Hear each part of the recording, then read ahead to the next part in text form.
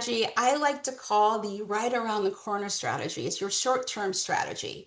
I have been in this grant space working with projects and teams for almost 2 decades, and I know that not always that APRs are not always completed in ideal situations. So I want to give some context or some perspective around how do you do this when that date kind of got here sooner than you expected, you were really busy, and how can you approach writing the APR?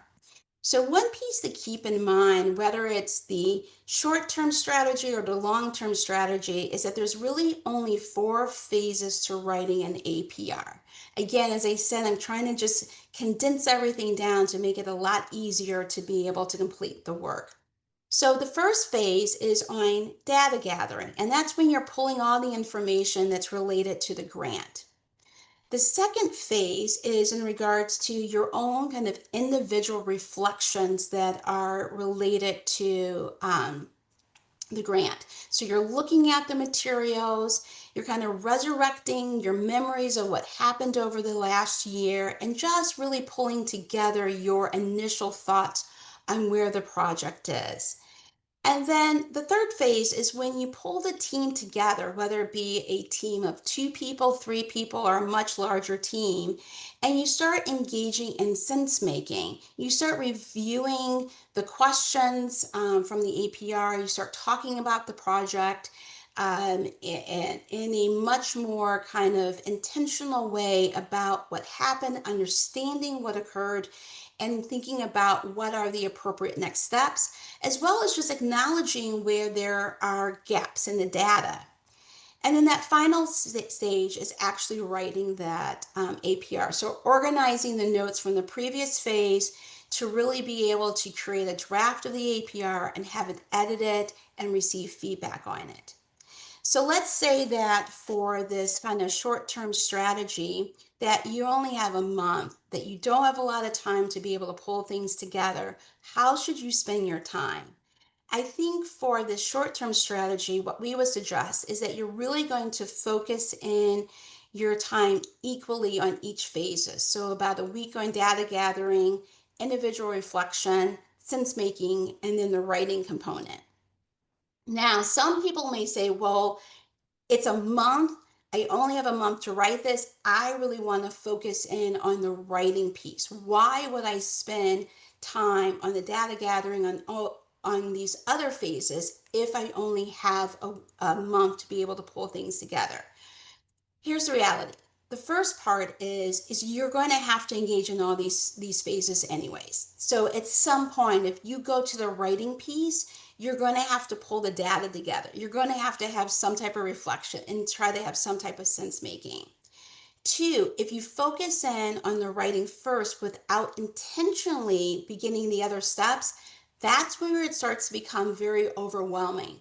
You start looking at that APR to start answering the questions, and you realize, I don't know where the data are around that. I don't have the information on that. And it becomes very overwhelming in that process.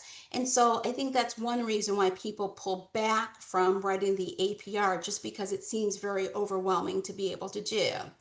And then finally, really the hard part of the writing piece is really thinking about what you're going to say. So if you have this intentional focus for a couple of weeks beforehand on the reflections, on sense making, you will already start having some thoughts and some notes on what should be included in the writing process. So it will help that writing component. Something else that I just want to share about the writing piece, and this is kind of my thinking and what I've seen in terms of writing APRs or even writing the evaluation report as well. So if you're around me for any length of time, one of the things that you will often hear me say is that research is very similar to evaluation. There's a lot of things that are very similar in that process. You have a hypothesis, a theory of change in the evaluation and research. You both have questions. You're both testing your hypothesis or your theory of change. You analyze your findings, refine that theory of change in evaluation or within your project and your initiative. And when you're research, you refine that as well. And then there's knowledge sharing with research. And then there's some knowledge sharing too within program evaluation that can be shared more broadly, but definitely there's summarizing a summation of the findings. But I would say that it seems to me in APR evaluation, this grant space, that summation is less like a research article and more like building a legal case. So when you think about it in research, a lot of times you're trying to really find that kind of smoking gun in terms of the evidence, the piece of evidence or the couple of pieces of evidence that really support your hypothesis. In evaluation or in APRs, what you're doing is you're pulling data together for preponderance of the evidence.